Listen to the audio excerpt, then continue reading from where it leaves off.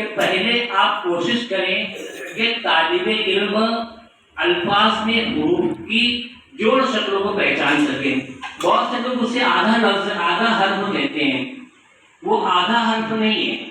आप देखते होंगे कि हिंदी मराठी में आधा हर्फ आता है तो उसकी आवाज भी कम होती है। यहाँ पर लफ्ज हर्फ सिर्फ अपनी शक्ल बदल रहा है, उसकी आवाज नहीं खत्म हो रही है ना कम हो रही है।